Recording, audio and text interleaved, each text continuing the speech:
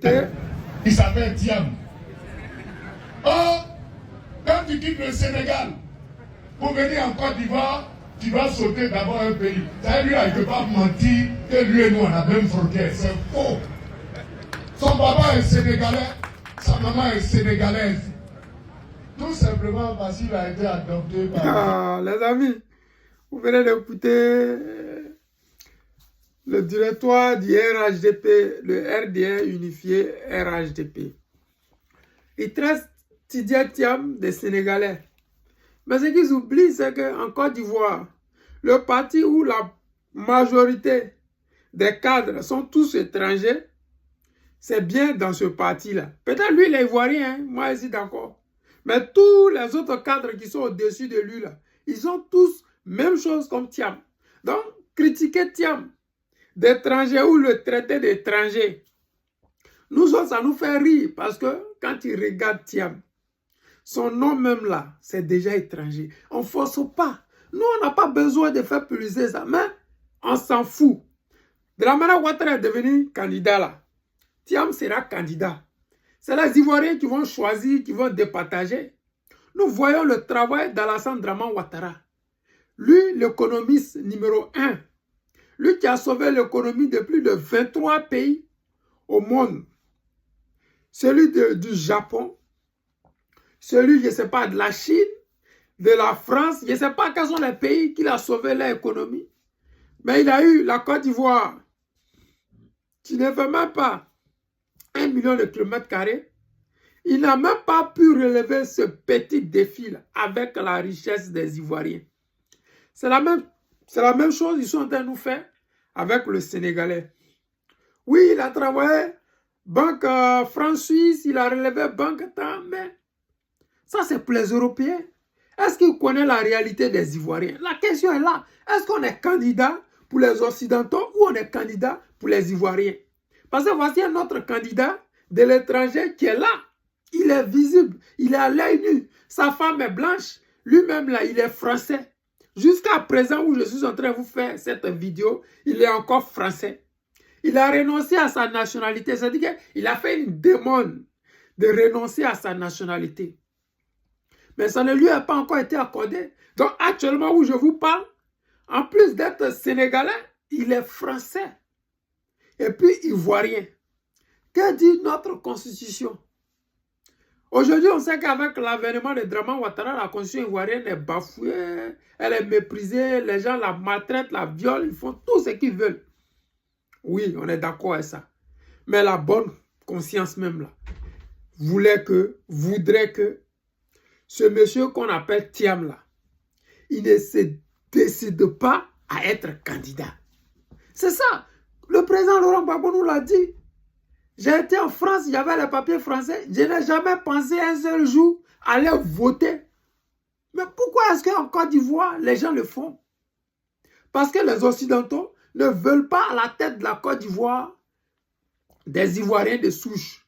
Quand le président Laurent Gbagbo le dit, on ne s'attendait pas à moi. C'est une réalité.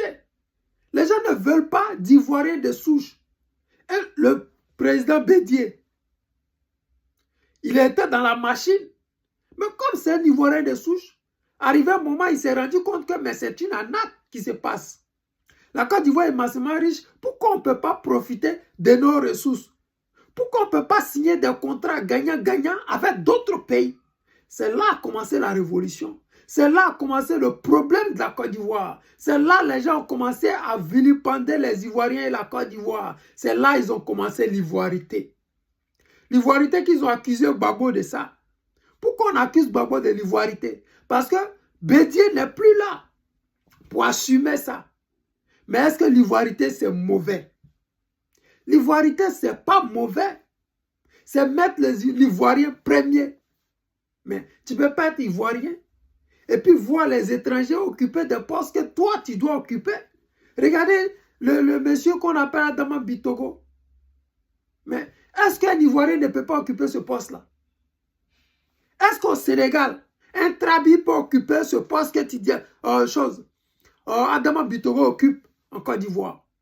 Est-ce qu'au Mali, un Kwame peut occuper le poste qu'Adama Bitogo occupe? Est-ce qu'au Niger, comment on dit, un Dadien peut occuper ce poste qu'Adama Bitogo ou Kandia Kamara occupe? Est-ce qu'un Guinée, comment on dit, un Babo peut occuper ce poste que occupe Touré Mamadou? Les amis, les Ivoiriens là, c'est parce que nos terres sont riches, parce que notre pays est riche. Les Occidentaux, c'est diviser pour régner. Mieux diviser pour mieux régner. On nous divise. On nous fait croire qu'il y a problème de nationalité. Non. Les Tiam là, ils sont financés pour pouvoir nous diviser. Les Drama Ouattara ont été financés pour nous diviser. Sinon, en Côte d'Ivoire, il y a des Ivoiriens de souche qui peuvent occuper des postes de responsabilité. Il y a des Ivoiriens de souche qui peuvent être présidents. Comment est-ce que vous expliquez que le président Laurent Gbagbo, il ne donne pas pain et sardine aux gens, mais il remplit, que ce soit Palais de la Culture, que ce soit Félicia, que ce soit tous les endroits où les Ivoiriens se présentent face au président Laurent Gbagbo, les manifestants sont à cœur joie. Regardez la dernière manifestation. Sous la pluie, les gens sont venus. Pourquoi? Parce que c'est leur enfant, c'est leur fils. Ils s'occupent de leurs problèmes. Ils ne s'occupent pas de l'international. Il n'a pas travaillé à la Banque mondiale. Il n'a pas travaillé au FMI. Mais les Ivoiriens l'aiment comme ça. Pourquoi? Parce que c'est le problème des Ivoiriens qui résout. Sous la pluie, les Ivoiriens étaient là. Parce que celui qui résout leurs problèmes, c'est bel et bien le président Laurent Gbagbo. Celui-là, le Sénégalais qui vient là, que ce soit Sénégalais, Ivoirien ou pas, les Ivoiriens doivent se rendre compte que ceux-là, ils sont venus parce que les Occidentaux veulent qu'ils soient là. Pourquoi est-ce qu'on fait leur promotion? Pourquoi est-ce qu'on les finance? Pourquoi est-ce qu'on embrigade le PDCI RDA? Celui-là, il était français quand il devenait président du PDCI. Comment est-ce qu'on peut être président du PDCI étant français? Ce n'est pas possible. Que dit la loi en Côte d'Ivoire? Pour être président d'un parti politique, tu dois être ivoirien. Comment est-ce que Tidiane Thiam, qui hier, après avoir été président du PDCI, va déposer une demande de renonciation à sa nationalité française? La question est là. Parce que les Français autorisent ça. Parce que les Français veulent forcément imposer cet étranger aux Ivoiriens. C'est à vous les Ivoiriens de faire votre choix. Nous avons la chance d'avoir un Ivoirien de souche, un Ivoirien qui aime les Ivoiriens dans leur ensemble, dans leur multicouleurs arc-en-ciel. Parce que cette Côte d'Ivoire-là, elle est malienne, guinéenne, burkinabé, sénégalaise et tout ce que vous voulez. C'est à nous de faire le bon choix. De ne pas choisir le choix de la France-Afrique. De ne pas aller se disperser avec les différents choix de la France-Afrique. Nous, on s'en fout. Les gens du RDL, s'ils disent que le Sénégalais, il est Sénégalais, c'est leur problème. Parce que Drama Ouattara lui-même, là, il est burkinabé. Téné Ibrahim même, là, c'est burkinabé. Ils sont tous burkinabés. Kandia Kamara, guinéen. Touré Mamadou, malien. C'est tous des étrangers. Ils ne peuvent pas venir accuser Sénégalais là d'être Sénégalais. Il est ce qu'il est. Et tous, ils viennent du même réseau. Et ce même réseau a coûté très cher à la Côte d'Ivoire. Aujourd'hui, les Ivoiriens souffrent. Toutes les vidéos que je mets sur ma page, ils sont en train de pleurer. Ils sont en train de réclamer leur argent. Leur vie est compliquée. Mais c'est ces mêmes personnes-là. Pourquoi? Parce que ces vidéos que vous voyez avec vos yeux là, ça ne passe pas en Europe. Parce que les Européens n'ont pas besoin de voir ça. Ils n'ont pas besoin de voir ça. Mais ils veulent montrer les maisons des gens qu'ils ont cassées pour démontrer que les Africains sont pauvres. En Afrique, les gens souffrent. Quand ils montrent des vidéos ici concernant l'Afrique, les gens n'ont pas d'eau. Les gens n'ont pas où dormir. Ils ne vont jamais montrer l'hôtel Ivoire. Jamais de la vie. Ils ne vous montreront jamais les hôtels dans lesquels ils dorment. Jamais. Ici, on n'a jamais vu l'hôtel Ivoire dans aucune vidéo des Occidentaux. Ici, jamais. On va vous montrer le Congo en guerre, où nos parents sont en train de courir. Mais on ne vous montrera jamais Kinshasa et ses hôtels de luxe. Jamais. Ils ne vous montreront jamais dans les hôtels où ils ont dormi, ces hôtels 5 étoiles. Ils veulent que nous soyons toujours la risée du monde. Mais nous avons une chance en 2025. Cette chance, c'est le président Laurent Gbagbo. Sa présence en Côte d'Ivoire, c'est extraordinaire. Je vous ai toujours dit, s'il était là en 2020, Ouattara n'aurait jamais pu faire ce troisième mandat. Jamais. Parce que les Ivoiriens sont prêts à donner leur vie. J'ai dit encore à ces personnes-là, ne doutez même pas. Attendez toujours le mot d'ordre du président Gbagbo Laurent. Il a dit, nous allons batailler.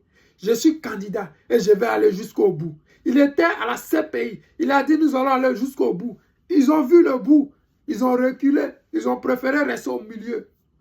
Ils ont vu le bout. Ils ont eu peur. Ils ont dit, non, nous on descend ici. Il a dit, mais allons-y, c'est au bout, on s'en va. Ils disent, non, nous on descend. C'est eux qui sont descendus, ce n'est pas lui. Il dit encore aux Ivoiriens, nous allons aller aux élections. Je suis votre candidat. Il a dit, croyez en lui. Les histoires de deuxième, quatrième, non, laissez tomber. Thiam, il est ce qu'il est. Il vient de la France africaine, il ne va pas changer. Les amis, c'est le président Louta, l'ami des dirigeants qui se respectent. Je vous aime et je vous dis à tout à l'heure.